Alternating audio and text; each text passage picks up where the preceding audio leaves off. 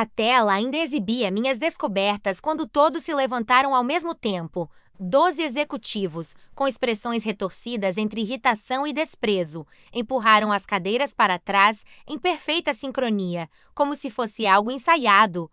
Minha voz se perdeu no meio da frase sobre as graves falhas de qualidade que eu havia identificado. Já chega de ouvir os fracassos dela, menos, declarou Baxter, o diretor de operações, dirigindo-se à sala. Havia em sua voz aquele tom característico de quem se julgava acima de qualquer consequência. Esta apresentação é um desperdício do nosso tempo. O farfalhar dos ternos caros ecoou pelo ambiente enquanto eles recolhiam tablets e cadernos. Ninguém me encarou, ninguém disse uma palavra. A forma meticulosa com que ignoraram minha presença parecia calculada para ampliar a humilhação. Os números falam por si, eu disse, esforçando-me para manter o controle. Nossos clientes estão plenamente satisfeitos, interrompeu Vivien, a vice-presidente de operações. Seu sorriso permaneceu intacto enquanto ela completava. Talvez você devesse refletir se está realmente preparada para um nível tão alto de responsabilidade. Eles seguiram em direção à saída em um grupo compacto. O som dos sapatos de couro italiano contra o piso soava alto demais no silêncio repentino. 12 executivos, toda a cúpula da liderança, se retirando enquanto eu permanecia ali, com as mãos ainda erguidas em direção aos dados que expunham provas incontestáveis da negligência deles. Monroe, o diretor financeiro, foi o último a sair. Parou na porta, com a mão suspensa próxima ao interruptor de luz. Nem perca tempo concluindo. Ninguém vai ler o seu relatório. Ele apagou as luzes, deixando-me na penumbra, iluminada apenas pela apresentação que os condenava. 30 segundos se arrastaram naquela sala escura. Meu coração, antes acelerado pelo pânico, desacelerou até assumir um ritmo frio e estável. A sensação de traição se solidificou em algo mais concreto, algo que exigia uma resposta. Eu havia antecipado aquela reação, quase contava com ela. A rejeição pública foi apenas a confirmação de tudo o que eu desconfiava havia meses. Peguei o celular, busquei um número salvo semanas antes que eu torcia para não precisar usar e liguei. Quando ela atendeu, pronunciei 7 palavras que mudariam tudo. Elas fizeram exatamente o que você disse que fariam. Todas elas? Perguntou a voz do outro lado da linha. Cada uma delas. Está tudo gravado. Houve uma breve pausa. Me dê 4 horas. Encerrei a chamada e me recostei na cadeira, encarando os dados ainda projetados na tela. As falhas de qualidade, os encobrimentos, os testes manipulados, tudo o que eles não queriam que viesse à tona. Antes de continuarmos, agradeço por me acompanharem até aqui. Se esta história está chamando sua atenção, clique no botão curtir para que mais pessoas também possam encontrá-la. Quero muito saber o que você acha, então deixe seu comentário. E se ainda não se inscreveu, considere se inscrever para não perder os próximos capítulos. Acredite em mim, você não vai querer perder como essa história se desenrola. Meu nome é Leona. Até 3 meses atrás, eu era diretora de garantia da qualidade em uma das maiores fabricantes de equipamentos industriais do país. Nossos produtos estavam presentes em hospitais, escolas e instalações governamentais por todo o território nacional. Equipamentos nos quais as pessoas confiavam sua segurança sem hesitação. Nem sempre fui alguém que criava inimigos influentes. Cresci em uma pequena cidade industrial e aprendi cedo que os sistemas falham, mas que a honestidade é inegociável. Meu pai trabalhou por 30 anos na fábrica local, sempre voltando para casa com relatos de negligência e alertas ignorados. Quando a fábrica fechou após um acidente que poderia ter sido evitado, prometi a mim mesma que nunca ficaria em silêncio se vidas estivessem em risco. Minha reputação no setor foi construída com base na atenção aos detalhes. Eu corrigia sistemas defeituosos sem prejudicar as empresas para as quais trabalhava. Era conhecida como alguém que encontrava soluções, não como alguém que criava obstáculos. Foi exatamente por isso que me contrataram. Precisamos de alguém com a sua integridade. disse Baxter durante minha entrevista final, exibindo um sorriso caloroso e convincente. Pequenas ineficiências começaram a se infiltrar nos processos. Um olhar novo é tudo de que precisamos. Meu antecessor, Thomas, saiu de forma repentina. Problemas de saúde, alegaram. Sua equipe demonstrava uma relutância estranha em falar sobre ele. Quando questionei sobre sua documentação, recebi respostas evasivas sobre um sistema próprio que não havia sido devidamente repassado antes de sua saída. O primeiro alerta surgiu durante minha visita às instalações. Nadia, uma técnica de qualidade com 8 anos de empresa, me apresentou tudo com precisão quase mecânica. Suas respostas soavam ensaiadas até chegarmos ao laboratório de testes. Quando perguntei sobre os protocolos de validação, seus olhos desviaram para uma pequena câmera no canto da sala antes de responder. Seguimos os procedimentos definidos pela empresa, menos, disse ela, com a voz tensa. Mais tarde, naquela mesma semana, descobri resultados de testes que não batiam com os dados da produção. Equipamentos que haviam falhado em verificações críticas de segurança estavam sendo liberados com assinaturas de aprovação. Quando levei isso à minha equipe, eles baixaram os olhos em silêncio, visivelmente assustados. Apenas sigam os protocolos estabelecidos, orientou Baxter quando solicitei uma reunião reservada. A gestão anterior complicou tudo desnecessariamente. No dia seguinte, surgiu uma notificação de bônus na minha conta corporativa, muito acima do valor previsto em contrato. Nenhuma justificativa foi apresentada. Recusei o bônus e segui com a investigação. Os padrões se tornaram evidentes. Nossa principal linha de equipamentos médicos apresentava falhas graves de segurança que estavam sendo deliberadamente encobertas. Os protocolos de teste haviam sido alterados para mascarar defeitos. Reclamações de clientes estavam sendo desviadas e abafadas. O problema não está no produto, explicou Vivien quando apresentei minhas descobertas iniciais em particular. Está nas expectativas do usuário. Toda a indústria tem margens aceitáveis de erro, argumentei, mas não quando esses erros colocam pessoas em risco. Ela deslizou uma pasta sobre a mesa. Dentro, havia um contrato de trabalho revisado, com um aumento salarial significativo e uma cláusula de confidencialidade em comum. Todos ganham com a flexibilidade regulatória, menos, disse ela, tocando com o dedo na linha de assinatura. Recompensamos muito bem os membros da equipe. Peguei o contrato, disse que iria analisá-lo e continuei reunindo provas.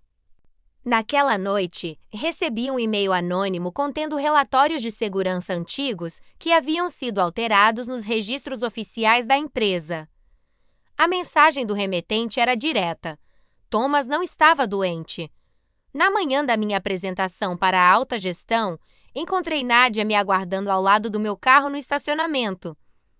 Eles estão preparando uma armadilha para você, murmurou ela, olhando repetidamente por cima do ombro. Disseram a todos que seu relatório é um exagero para chamar atenção. Baxter já deixou prontos os documentos da sua demissão. Por que você está me contando isso? Perguntei. Porque Thomas também tentou fazer a coisa certa. A voz dela vacilou levemente. Ele não merecia o que fizeram com ele. Ela se afastou antes que eu pudesse fazer qualquer outra pergunta.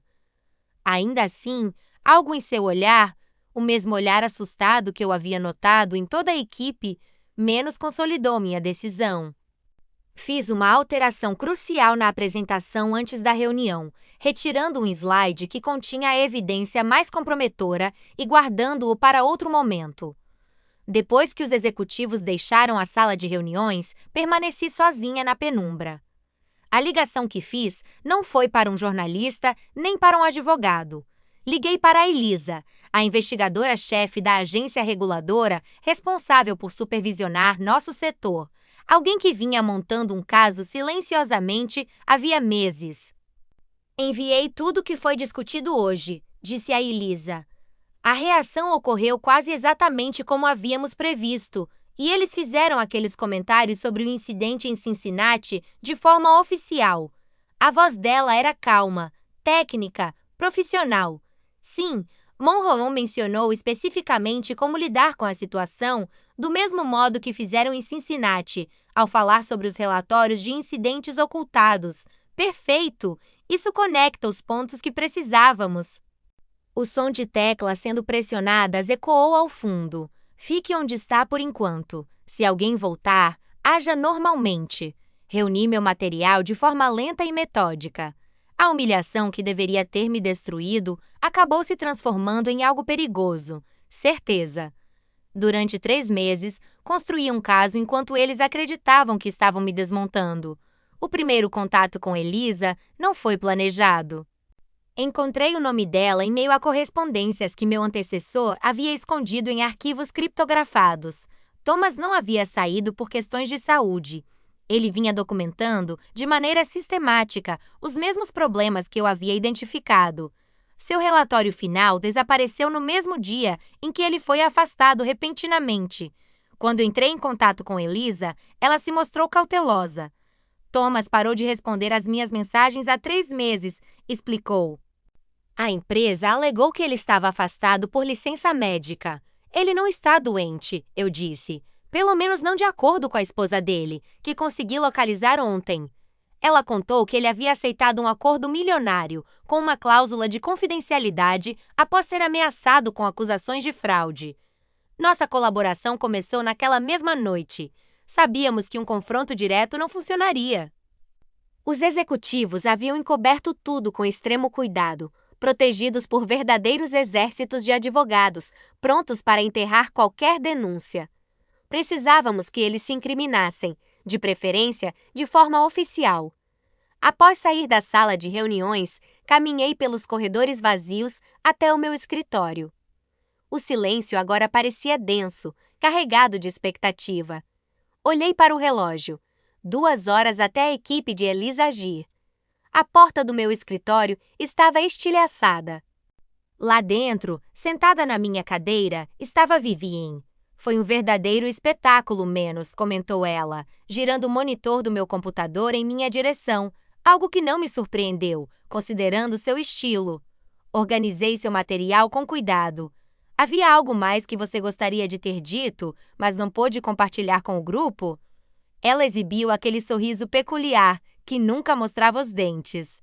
Sabe, Leona, eu fui uma das pessoas que defendeu sua contratação. Sua reputação em resolver problemas me impressionou, mas você entendeu sua missão de forma equivocada desde o início, que era ajustar a percepção, não criar um novo problema, menos, disse ela, ajeitando a saia. Seu contrato foi encerrado, com efeito imediato. A segurança irá buscá-la em 20 minutos. Todo o material que você reuniu deve ficar aqui, inclusive minhas anotações pessoais. Os olhos dela se estreitaram levemente. Tudo. A empresa detém os direitos sobre qualquer trabalho produzido durante o seu vínculo empregatício. Entendo, respondi, assentindo com seriedade. Algo na minha aceitação tranquila pareceu deixá-la desconfiada. Isso não é uma negociação, Leona. Você arrumou inimigos que não esquecem, pessoas influentes em todo o setor. Isso é uma ameaça? É um fato. Sua carreira terminou no instante em que decidiu se voltar contra essa equipe. Ela caminhou em direção à porta. Apesar de eu respeitar seus princípios, por mais equivocados que sejam, princípios valem pouco diante da opinião unânime de 2 executivos, eu disse. Ela parou na porta. Exatamente. Ninguém vai acreditar na sua palavra contra a nossa. Depois que ela saiu, sentei-me à mesa e abri a gaveta. Dentro havia um pequeno dispositivo que vinha gravando todas as conversas no meu escritório nas últimas 10 semanas. Guardei-o no bolso no exato momento em que meu celular vibrou com uma mensagem de Elisa. Estamos adiantados. 4 agentes estão chegando agora. Encontre-me no saguão em 10 minutos. Recolhi meus pertences pessoais, o suficiente para parecer colaborativa sem despertar suspeitas. Enquanto atravessava o departamento, minha equipe me observava com expressões que variavam entre pena e medo. Alguns sabiam o que estava prestes a acontecer. Outros acreditavam estar presenciando minha saída definitiva e minha ruína. Nádia me alcançou perto do elevador. Estão dizendo que você tentou culpar a produção por falhas de projeto, sussurrou. Baxter já anunciou seu substituto. É mesmo? Apertei o botão para descer. Que coincidência! O que você vai fazer? A voz dela tremeu levemente. O elevador chegou com um sinal discreto. Às vezes, respondi, entrando, é preciso deixar as pessoas acreditarem que venceram, antes de perceberem que perderam. O saguão estava movimentado naquela tarde quando as portas de vidro se abriram. 4 pessoas de terno escuro entraram, lideradas pela própria Elisa. Seu crachá já estava visível quando ela se aproximou da recepção. Divisão de fiscalização menos, anunciou ela, com a voz ecoando pelo piso de mármore. Tínhamos um mandado autorizando o acesso a registros específicos da empresa e a realização de entrevistas. O segurança pareceu entrar em desespero, levando a mão ao celular. Em poucos minutos, o saguão se converteu em um caos cuidadosamente administrado. Funcionários pararam para observar. Celulares foram erguidos. Alguém do departamento jurídico desceu apressado, exigindo ver a documentação. Permaneci próxima à recepção, observando Elisa apresentar os papéis e explicar a situação com precisão quase cirúrgica. A equipe dela se espalhou em direção aos elevadores, acompanhada por representantes legais visivelmente tensos. Baxter surgiu logo depois, o rosto avermelhado de raiva, murmurando instruções a um advogado júnior que parecia cada vez mais nervoso. Quando Baxter me notou, sua expressão mudou da fúria para uma suspeita calculada. Ele caminhou até mim, posicionando-se de modo a bloquear minha visão do que estava acontecendo. Espero que você tenha noção do que acabou de fazer, disse ele em tom baixo. Essa birra vai destruir muito mais do que apenas a sua carreira. Isso me preocupa menos, respondi. Talvez você devesse dividir esses pensamentos com os agentes lá em cima. O semblante dele se fechou. Você assinou acordos de confidencialidade. Tudo que você compartilhou foi enviado pelos canais regulatórios apropriados. Completei o raciocínio por ele. Nada além das exigências padrão de relatório. O sangue pareceu desaparecer de seu rosto à medida que ele compreendia a implicação. Eu não havia vazado informações para a imprensa nem para concorrentes. Apenas segui os protocolos obrigatórios de reporte que eles vinham ignorando havia anos. Você não faz ideia das forças contra as quais está lutando, disse ele em voz baixa. Esta empresa já sobreviveu a coisas muito piores do que um único funcionário descontente. Sorri, mantendo o contato visual. Não estou descontente, Baxter. Estou fazendo exatamente o que você disse que me contratou para fazer. Garantir que os padrões de qualidade sejam cumpridos. Algo na minha expressão pareceu incomodá-lo, pois ele recuou um passo. A segurança irá escoltá-la para fora agora. Na verdade, disse uma voz atrás dele, menos a senhorita Leona ficará para nos auxiliar na investigação. E Lisa estava ali, com o distintivo claramente visível. Temos algumas perguntas sobre a apresentação que foi interrompida mais cedo hoje. As 4 horas seguintes se desenrolaram como uma coreografia cuidadosamente ensaiada. Agentes circularam pelo prédio, protegendo servidores e recolhendo documentos. Os executivos foram separados para entrevistas individuais. Funcionários observavam boquiabertos, enquanto anos de manipulação meticulosa começavam a se desfazer diante deles. Eu estava sentada em uma sala de conferências, não a mesma de antes, respondendo perguntas e oferecendo contexto, enquanto a equipe de Elisa estruturava o caso. Através das paredes de vidro, era possível ver a compreensão se espalhando pelo escritório, à medida que quadros brancos se enchiam de linhas do tempo e conexões. Às 6h, Monroe, nosso diretor financeiro, foi escoltado para fora do escritório, pálido e em silêncio. Às 6h15, mais 8 executivos o seguiram menos sem algemas, mas claramente sem controle da situação. Ao passarem pela sala onde eu estava com Elisa, Baxter cruzou o olhar comigo. O reconhecimento que surgiu em seu rosto, ao perceber que a mulher descartada como incompetente havia desmontado sistematicamente toda a operação, quase compensou os 3 meses de ansiedade e manipulação psicológica. Mas aquilo era apenas o começo. O que nenhum deles sabia ainda era que, na manhã seguinte, o castelo de cartas cuidadosamente erguido por eles ruiria por completo, de formas que jamais poderiam antecipar. As provas coletadas naquele dia eram apenas uma peça de um quebra-cabeça muito maior, que vinha sendo montado anos antes mesmo da minha chegada. A real dimensão do que estava por vir só ficaria evidente na reunião emergencial do Conselho, marcada para as 8 da manhã. A essa altura, seria tarde demais para conter os danos, tarde demais para contratar advogados, tarde demais para qualquer coisa, além de assistir ao mundo que haviam construído se reduzir a cinzas, e eu estaria ali para testemunhar cada segundo.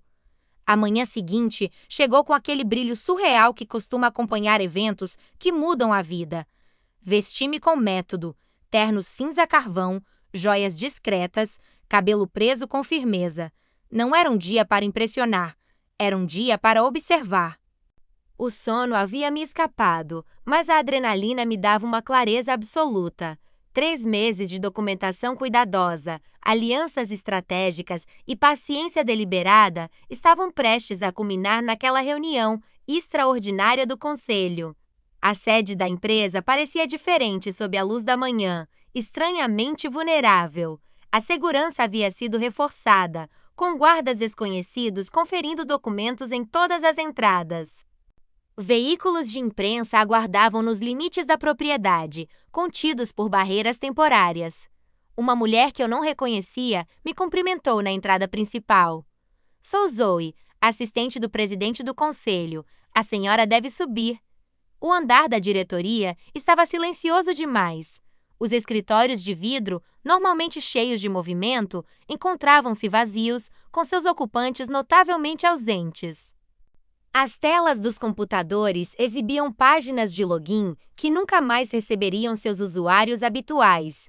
Zoe me conduziu até uma sala lateral, adjacente à principal. Por uma porta entreaberta, observei pessoas se reunindo. Rostos tensos, cochichos apressados, copos d'água intocados. "Aguarde aqui", orientou Zoe. "O presidente da comissão chamará você quando estiverem prontos."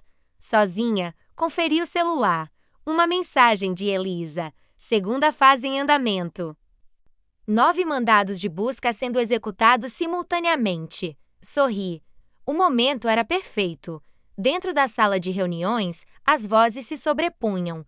Alguém exigia respostas. Outro insistia em representação legal. Uma terceira voz, firme e autoritária, cortou o burburinho. "Esta reunião será iniciada", menos anunciou Edmund, o presidente do conselho. "Enfrentamos alegações sem precedentes, que exigem ação imediata." A porta se abriu. Edmund, um homem de cabelos grisalhos e olhar calculista, fez um gesto em minha direção. "Por favor, junte-se a nós, senhorita Leona." A sala de reuniões abrigava 23 pessoas. Os 12 membros do conselho estavam presentes, assim como vários executivos seniores que não haviam comparecido à minha apresentação no dia anterior, e um grupo de advogados de semblante grave. 3 cadeiras vazias à mesa chamavam atenção. "Para quem ainda não a conhece, esta é Leona, nossa diretora de garantia da qualidade", disse Edmund. "Ou melhor, nossa ex-diretora, de acordo com documentos de demissão que, aparentemente, foram protocolados ontem à tarde, documentos que eu nunca aprovei." Murmúrios percorreram a sala. Leona concordou em apresentar suas conclusões diretamente a este conselho antes de falar com os investigadores federais. Baxter, ainda sentado de forma rígida na extremidade oposta da mesa, interrompeu. "Isso é altamente irregular. Nossos advogados deveriam revisar todo esse material antes." "Você perdeu esse privilégio", menos cortou Edmund com firmeza. "Os órgãos reguladores já apreenderam a maior parte dos registros da empresa. Estamos tentando entender o que está acontecendo antes da abertura do mercado e antes que esta companhia perca metade do seu valor." Ele assentiu em minha direção. "A palavra é sua. Conectei meu tablet ao sistema de apresentação. A sala escureceu e as telas se acenderam com os mesmos slides que eu havia começado a exibir no dia anterior. Como eu tentava explicar ontem, antes de a equipe executiva se retirar, iniciei com firmeza. Nossos protocolos de garantia da qualidade vêm sendo comprometidos de forma sistemática há aproximadamente 36 meses. Nos 40 minutos seguintes, relatei de maneira metódica tudo o que havia descoberto. Resultados de testes manipulados, relatórios de incidentes ocultados, parâmetros de segurança alterados. Apresentei comunicações que comprovavam o encobrimento deliberado de falhas em equipamentos, incluindo 3 casos que resultaram em ferimentos a pacientes em hospitais. As expressões dos membros do conselho variavam entre ceticismo, choque e uma indignação mal disfarçada. Isso não pode ser verdade, insistiu Vivien quando fiz uma pausa. São eventos isolados, apresentados fora de contexto. Na verdade, respondi, ainda nem mostrei as evidências mais graves. Avancei para um novo conjunto de slides que nenhum deles havia visto antes. Esses documentos continham registros financeiros que revelavam padrões de pagamentos suspeitos para contas offshore, após inspeções regulatórias, além de diagramas que conectavam bônus executivos a métricas de qualidade adulteradas. Trocas de e-mails detalhavam estratégias de contenção voltadas a possíveis denunciantes. "De onde você tirou isso?" exigiu Monroe, com a voz vacilante. "Do seu antecessor", Thomas respondi com calma. Antes de ser forçado a sair, ele criou cópias seguras de tudo. Ele sabia que seria silenciado, só não imaginava o quão minucioso seria esse silenciamento. Voltei-me para o conselho. Thomas não deixou a empresa por problemas de saúde. Ele saiu porque foi colocado diante de uma escolha: assinar um acordo com cláusula de confidencialidade ou enfrentar acusações de fraude fabricadas. Seu último ato foi criptografar esses arquivos, com instruções para que fossem enviados a pessoas específicas, caso ele não reiniciasse um cronômetro digital todos os meses. Isso configura roubo de propriedade da empresa, menos interrompeu um advogado. Edmund ergueu a mão, pedindo silêncio. "Continue, por favor." Quando fui contratada, recebi uma mensagem anônima com informações de acesso a esses arquivos. No início, pensei que pudesse ser uma armadilha, mas à medida que minha própria investigação confirmava os mesmos padrões que Thomas havia documentado, a verdade ficou evidente. Avancei para o próximo slide. Imagens de vídeo da minha apresentação do dia anterior surgiram na tela, registrando o momento em que a equipe executiva deixou a sala, inclusive os comentários depreciativos feitos por eles. O áudio nítido trouxe um silêncio pesado ao ambiente. "Você gravou isso ilegalmente", disparou Baxter. "Na verdade", respondi, "todas as salas de reunião deste prédio possuem gravação automática para fins de arquivamento, conforme descrito no Manual de Políticas da Empresa, seção 43. Eu apenas solicitei acesso a esses arquivos nesta manhã, solicitação que Edmund aprovou. A expressão de Edmund permaneceu neutra, mas o leve aceno de cabeça que ele me deu dizia tudo. Ele havia sido cuidadoso em seguir os canais corretos, sem oferecer à empresa qualquer brecha técnica que pudesse ser usada contra nós. Nesta manhã, menos continuei. Agentes federais estão cumprindo mandados de busca nas residências de 9 executivos. Eles procuram especificamente comunicações relacionadas ao incidente de Cincinnati do ano passado, aquele em que a falha de um equipamento em uma sala cirúrgica foi atribuída a erro do usuário. Apesar de a documentação interna provar o contrário, o rubor desapareceu de vários rostos ao redor da mesa. "Como você sabe sobre Cincinnati?" murmurou Monroe. Inclinei levemente a cabeça. "Porque fui contratada exatamente para identificar esse tipo de problema." O fato de vocês terem tentado me impedir de exercer minha função não significa que eu tenha parado de fazê-lo. Durante a hora seguinte, a reunião se transformou em um exercício de contenção de crise. Consultores externos foram acionados, comunicados de imprensa começaram a ser redigidos e analistas de mercado passaram a ser contatados.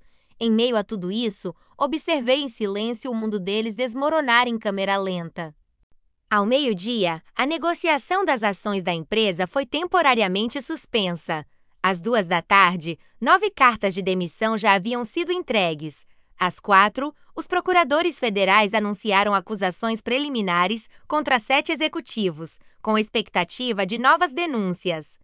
Quando o dia se aproximava do fim, Edmund pediu que eu permanecesse após a saída dos demais. "Você vem planejando isso há meses", disse ele quando ficamos a sós. Não era uma pergunta. Desde a 3ª semana de trabalho, menos confirmei. Assim que compreendi o que estava acontecendo, tive 2 opções: tornar-me cúmplice ou desmontar tudo. "Você poderia ter vindo falar comigo diretamente." Observei-o com atenção. Será que poderia? 3 membros do conselho tinham conhecimento desses problemas, Edmund. As assinaturas deles constam nos documentos que aprovaram os protocolos de teste alterados. Ele teve a decência de parecer desconfortável. Nem todos sabíamos a extensão disso. Ignorar por escolha ainda é uma escolha. Ele assentiu lentamente, aceitando o peso da afirmação. "E agora?", perguntou. "Isso depende de você. A empresa pode sobreviver, mas não com a mesma estrutura de liderança, não com as mesmas prioridades. E onde você se encaixa nesse futuro?" Sorri. "Eu não me encaixo. Minha carta de demissão estará na sua mesa amanhã. Meu trabalho aqui terminou." Na manhã seguinte, observei da janela do meu apartamento as transmissões de notícias mostrando executivos sendo escoltados para fora de suas casas. As ações da empresa haviam caído 42% na abertura do pregão. Processos coletivos começavam a ser organizados. Analistas do setor previam uma reformulação completa da liderança. O que nenhum deles sabia, menos o que ninguém, além de Thomas, Elisa e eu, compreendia menos era que aquilo nunca foi uma vingança pela minha humilhação. Foi justiça para os pacientes prejudicados por equipamentos defeituosos, para os funcionários ameaçados e silenciados, para a corrupção sistêmica que colocava o lucro acima da segurança. A vingança não foi a queda pública, nem as acusações criminais.